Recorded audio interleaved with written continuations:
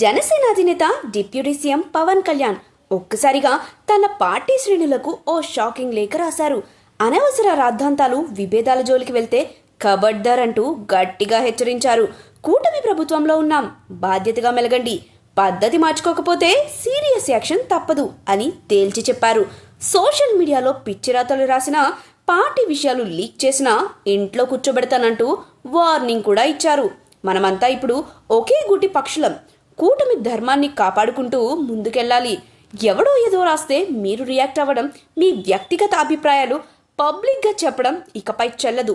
మీ నోరు అదుపులో పెట్టుకోకపోతే మీ సంగతి దేవుడెరుగు అనే రేంజ్లో పవన్ కళ్యాణ్ తన లేఖలో ఘాటుగా వ్యాఖ్యానించారు. నిజానికి పవన్ కళ్యాణ్ ఈ రేంజ్లో సీరియస్ అవుతారని ఎవరు ఊహించలేదు. 5 ఏళ్ల వైసీపీ పాలనను ప్రజలు ఎలా తిప్పికొట్టారో గుర్తు చేశారు. ఇప్పుడు మన ప్రభుత్వం వచ్చింది, రాష్ట్రాన్ని గాడిలో పెట్టాలి, 5 కోట్ల మంది ప్రజల ఆశలు నెరవేర్చాలి, 2047 నాటికి స్వర్ణాంధ్ర, వికసిత్ భారత్ లక్ష్యంగా పెట్టుకున్నాం. ఇలాంటి సమయంలో చిన్న చిన్న గొడవలు పెట్టుకుంటే ఎలా అంటూ జన సైనికులకు క్లాస్ పీకారు.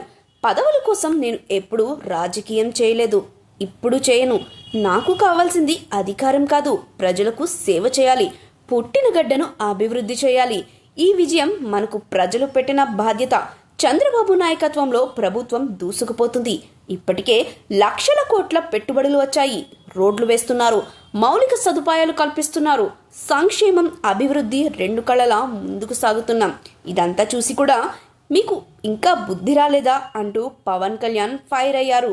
ఇక చివర్లో మార్చి 14న జనసేన ఆవిర్భావ దినోత్సవం ఉంది. ఆ రోజు పార్టీ భవిష్యత్ ప్రణాళికలు ప్రకటిస్తారట. అంటే పవన్ కళ్యాణ్ నెక్స్ట్ ఏం చేయబోతున్నారో మార్చి 14న తేలిపోనుంది.